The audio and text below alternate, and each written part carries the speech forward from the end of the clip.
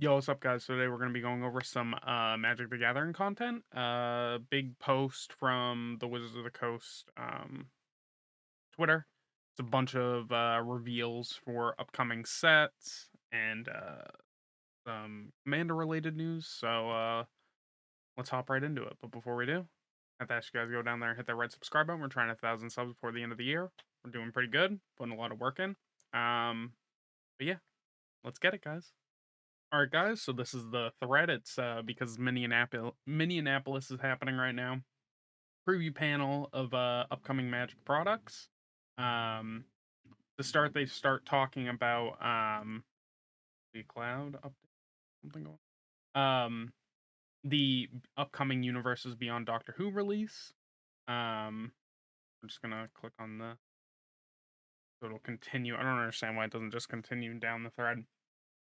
It'll feature 4 decks in the Doctor Universe, each with 50 new cards. Um, so we have this, which is contains the first 8 Doctors, is Blast from the Past. Um, Interesting color scheme. I don't know how I feel about them shoving 8 whole Doctors into the one deck. They could have easily have done 2 separate decks for like do 4 each, something like that. Um, Then first up is the fourth doctor asking, "Would you like a jelly baby?" This is probably one of the card arts. I imagine this is just the fourth doctor's art. Um, then we have Sarah Jane Smith. Um, and then we are introducing Doctor's Companions as a mechanic, which allows you to have 2 commanders if the other is a doctor. So it's just companion or partner mechanic. Then we have the other deck, which is probably going to be the most popular one because most people who play Magic the Gathering nowadays are more fans of new Doctor Who over old Doctor Who. This contains Doctors 9, 10, and 11. So, Eccleston, Tennant, and Smith. Uh, Interesting color as well. Timey-wimey. This is the name of the deck. Ooh, what does that say? Collector booster sample pack plus 2 legendary rainbow foils. Okay. We have the 10th Doctor. I mean, it kind of looks like David Tennant, but it also kind of looks like Marty McFly. Looks a little weird. Not. I mean, it's fine. Outfit's fine. So's the Sonic Screwdriver. This looks like Billy as well. Um, to an extent. Uh, then we have the third deck, which is Paradox Power, contains the 12th and 13th Doctors. Um, what's it called? Yeah, Paradox Power. We have the 13th Doctor, and the fourth deck is Masters of Evil, contains Doctor's greatest villains, so Daleks, the Master, themselves, as well as probably the Cybermen, or well, definitely the Cybermen, but we'll probably see some other Doctor Who villains like what are those? I mean, I guess they were and weren't villains at some points. The lizard people that live on Earth. Uh, we've got Davros Dalek Creator. Cool. The lands are very, very cool. It's like these full art or these normal basics, not full arts, with the TARDIS and different like locations in space and time. It's very, very cool. We have Bad Wolf, which from I've already read through this slightly. These are sagas, I believe, to an extent. I think they're kind of like sagas. Plane Chase returns. The TARDIS jumping between worlds made it clear from the start that Plane Chase had a feature as a part of these decks. So we have the probably the most popular one that people are going to know. The Lux Foundation Library. Silence in the Library, I believe, is the name of the episode. It's the introduction to River Song. Probably one of the most popular 10th Doctor moments. Then we have the collector boosters, like always. You guys know how I feel about those. We have the 13th Doctor, looks like an alt art of some sort. Yeah, showing TARDIS showcase art. First look is July 28th from Barcelona. October 3rd, 2023 will be debut and launches October 13th. Then they go into Eldraine, Wilds of Eldraine. Very excited about this. Excited for the possibility of a reprint, second reprint of the Great Henge. Not entirely sure it'll happen. We have Eret of the Charmed Apple. Probably going to be like the cover legendary creature for this set. Wicked Slumber, which is a convoke. Oh wait, no, this is old. Not a preview, but MTG's Wicked Slumber is how Eldraine defeated their Phyrexian invaders. Oh, okay. Will, Scion of Peace, has risen to fill the role of leading the people of Eldraine after the death of his parents, which is the Kenriths, I believe. Will Kenrith. We have the siblings disagree on how to go about helping their homeworld heal. We have Rowan doing her type thing. Then we have Ashiok is back. Cool design. I know people are probably gonna be annoyed by this. Gives me big Nico Bolas vibes with the horns. People don't like Nico Bolas these days. Then we have a new Sir Ginger, the meal ender. Um, Ginger Brute, anybody? Ginger Brute was insane. We have draft, set, collector, pre-release, bundle, and two commander.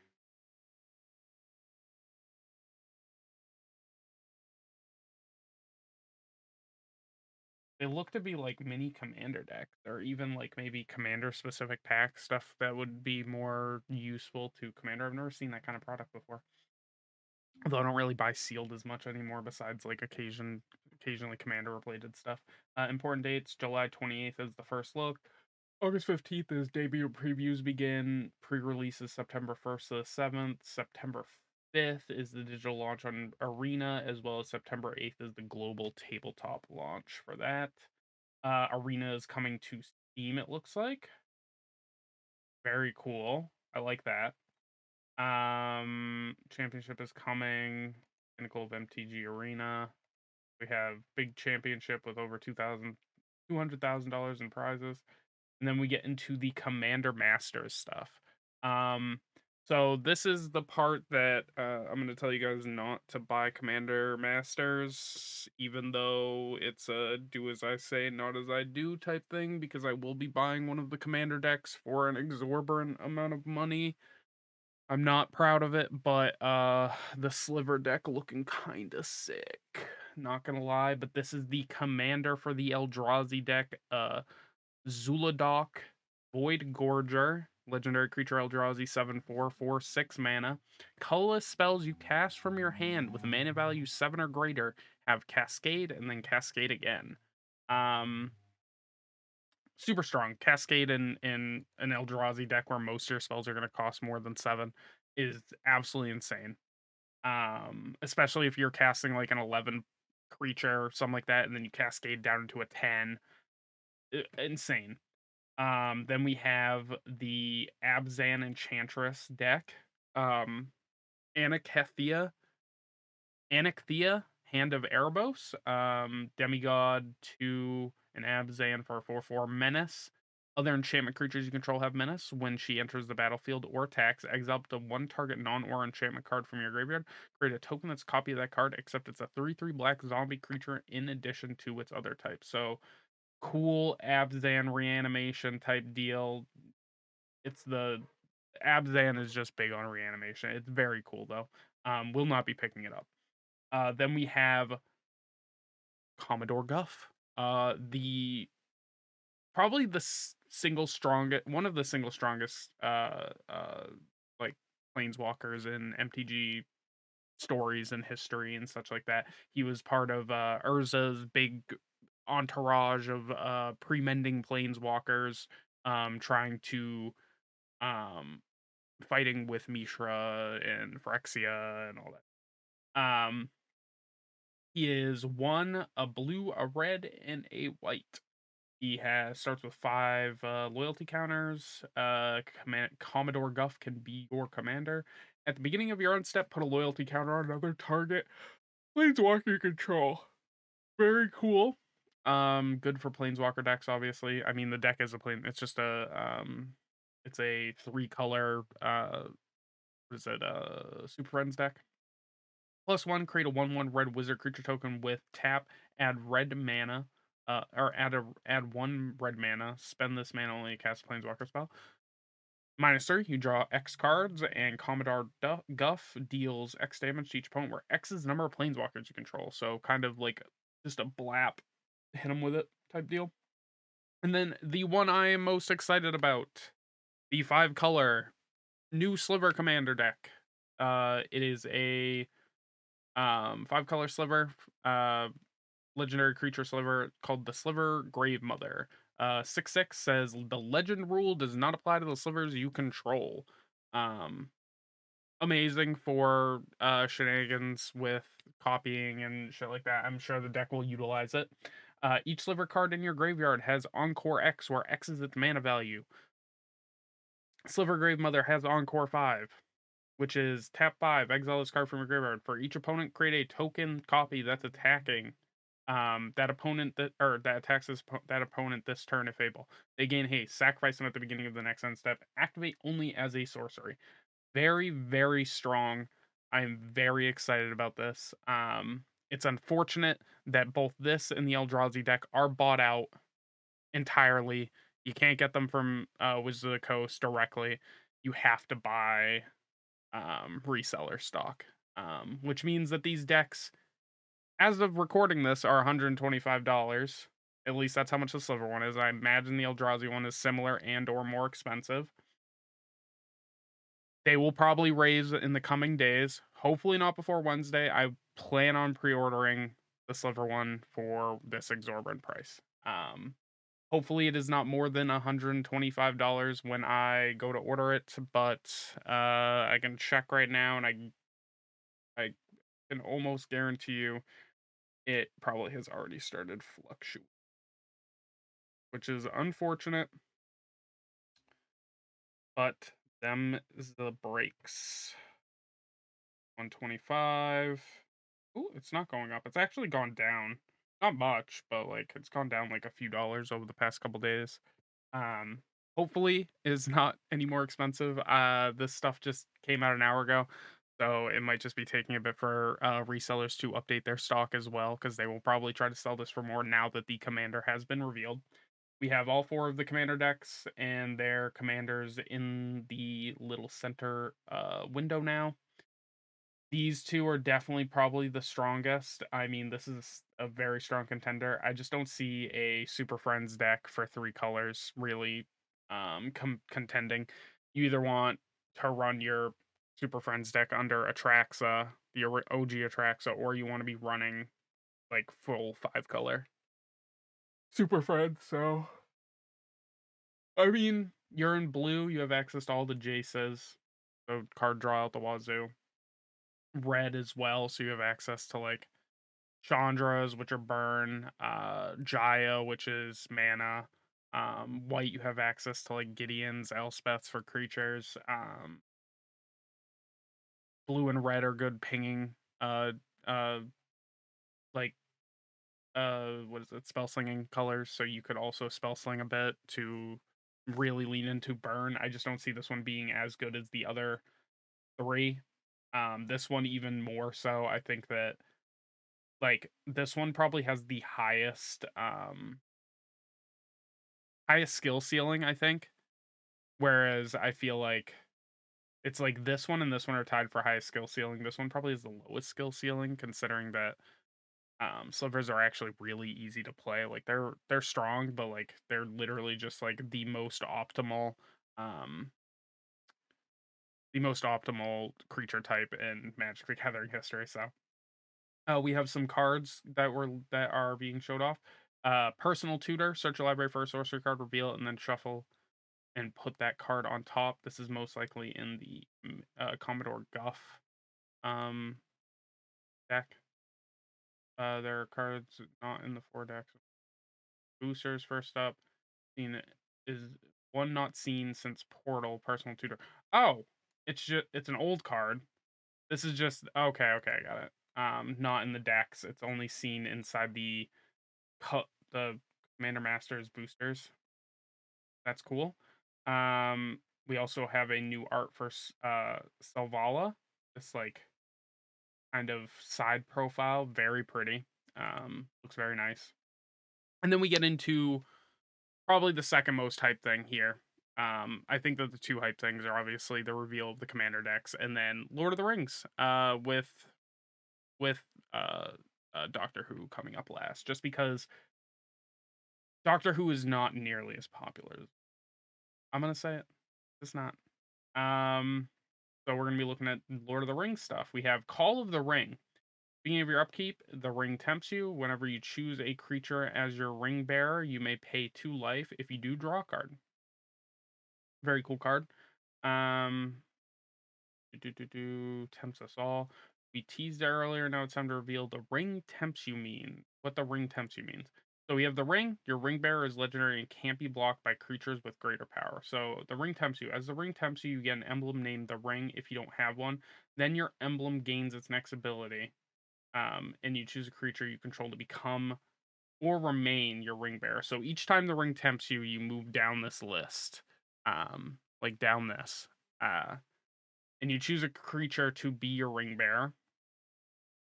So can't be blocked by creatures with greater power. When it attacks, draw a card, then discard a card. And then whenever, sorry, whenever your ring bearer becomes blocked by a creature, that creature's controller sacrifices at the end of combat. And then when your ring bearer deals combat damage to a player, each opponent loses 3 life. The ring can tempt you even if you don't control a creature. The ring gains its abilities in order from top to bottom. Once it gains an ability, it has the ability for the rest of the game. Each time the ring tempts you, you must choose a creature if you control one.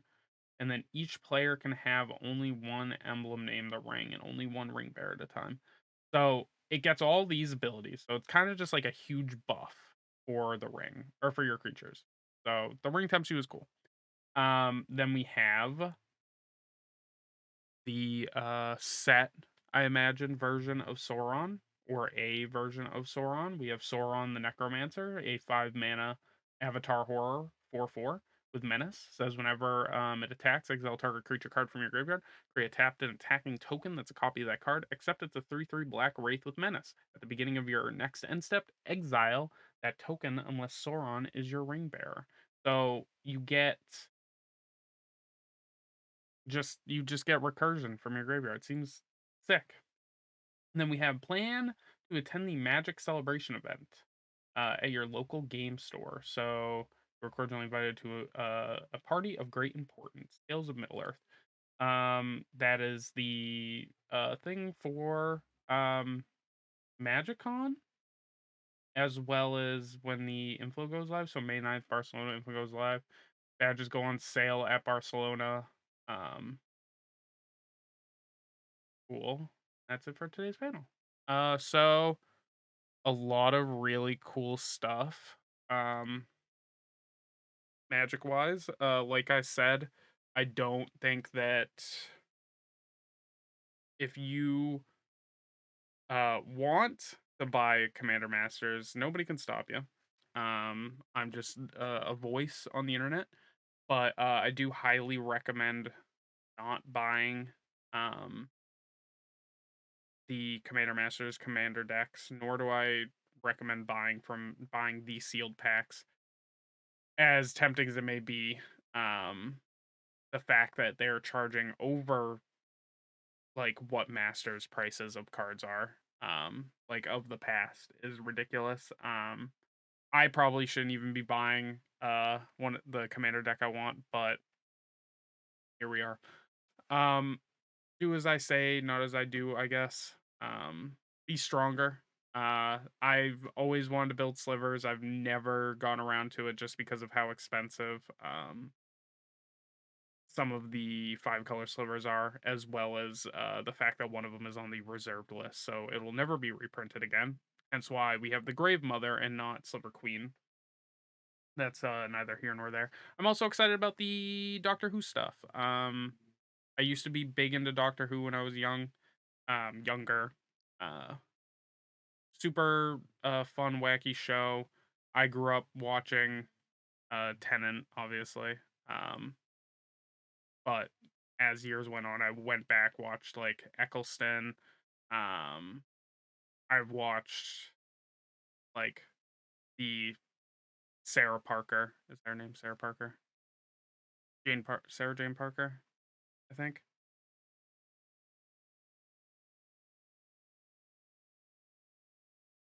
I don't remember her name. Yeah, Sarah Jane Parker.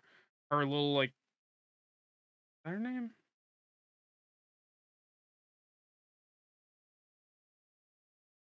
Yes. God, not Sarah Jane Parker. Who am I thinking of? What's the spin-off show? Or who spin-off? Is Yeah, it was Sarah Jane Parker. Yeah. Or Sarah Jane Smith, whatever her name is. There was like a little like spin-off thing that had to do with her, I think. I can't remember. But regardless, I was a huge like into Doctor Who basically up until the 12th Doctor, and then I kind of stopped watching. Didn't even really like Matt Smith. I was just a big Tennant fan. Um, but yeah, hope you guys enjoyed this. Tell me what you guys are looking forward to with the new Magic sets that are coming out. What you're excited for. If you're going to be buying Commander Masters, obviously everybody's gonna make their little choices and decisions on Commander Masters. Just make sure it's an informed one. But yeah, I'll catch you guys later. Peace.